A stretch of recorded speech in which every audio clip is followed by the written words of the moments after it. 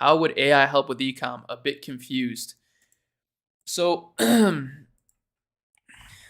right now, the best way that you can do it is just to help you, for example, with copywriting ideas. So let's say somebody said they're starting in the self-care niche. So give me 5 compelling marketing points for a self-care brand.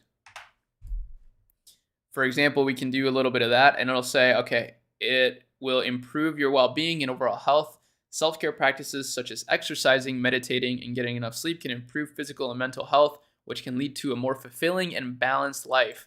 Boom. There's a marketing angle. Super good marketing angle. And right there's even like, if you're getting into the self-care niche, it gives you, 3 or 4 different sub-niche ideas within the self-care niche. So you could find products in the sleep niche, that's self-care. You could add products in the meditation niche, exercise niche. So you could create a nice little brand that encompasses all of those things and test different products within those categories. I think that's a good idea.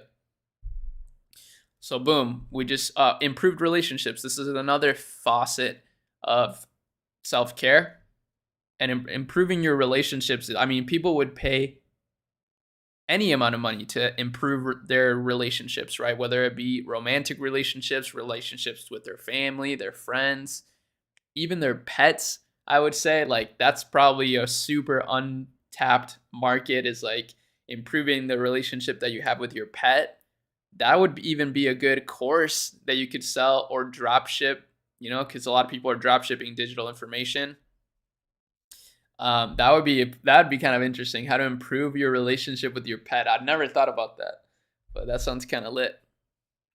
So yeah, I mean, ChatGPT, it really, what it does is it empowers independent people, right? Independent creators, especially if you really get comfortable with it and just ask it things. Like, that's probably the hardest part about it, is not what it can't do, but what you ask it to do. That's the hard part. And it also goes to show what a lot of people say, is that sometimes it's not about like knowing the answers, it's about knowing the right question to ask, right? That's exactly how you're going to get the most value possible from ChatGPT, is just by knowing what question to ask. The only way to get better at that is to ask it a lot of questions and figure out what the right question to ask is. And then also just by continuing to do a lot of research, all those things are really going to help you out. So just give it a shot, really. That's the first step.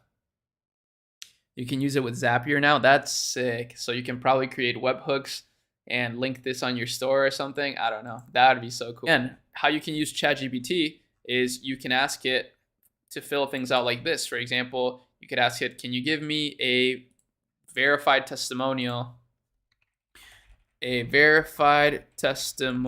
for a portable blender bottle? I mean, this may be a little unethical. I'm not endorsing this, but, because this isn't a real testimonial, but, this is fire. You could you could send this to a UGC creator, for example, and tell them to use this as the script, to send it to a UGC creator on Twitter. If you look up literally hashtag UGC, you'll find like 1 billion creators that are making UGC content. You could take this girl, for example, and tell her, if you had this brand, say this in a video and add some really cool, ads or whatever. Not ads, different clips. Pretty good idea. What niches do you think will do decent during the recession? That's a good question. Let's ask ChatGPT. Give me 10 e-commerce niche ideas that will do well in a recession. Okay, these are great. We're hacking the system right here, guys. So these are 10 e-commerce niche ideas that will do well in a recession. We're using AI to get these results.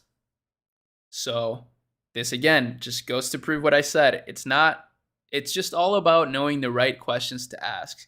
That's how you're going to maximize ChatGPT and AI.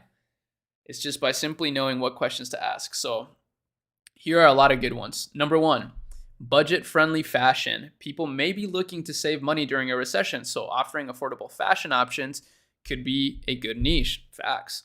Home, office, and productivity tools. With more people working from home, there may be increased demand for home office essentials such as desks, chairs, and computer accessories. That is also facts. Subscription box services. Subscription boxes that offer a variety of product at a discounted price could be attractive to people looking to save money during a recession. That is also true.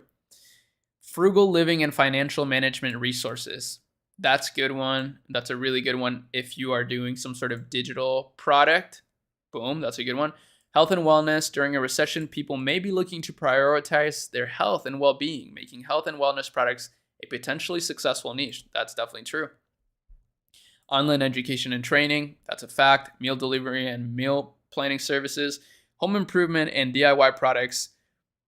As people may be spending more time at home during a recession, there may be increased demand for home improvement and DIY products. Virtual events and entertainment. Facts. Secondhand and vintage products. This is a really good trend right here, actually. During a recession, people may be looking to save money by purchasing secondhand and vintage products instead of new ones. I think there's a huge arbitrage opportunity for this one because ultimately there's a lot of waste that goes on in every single business.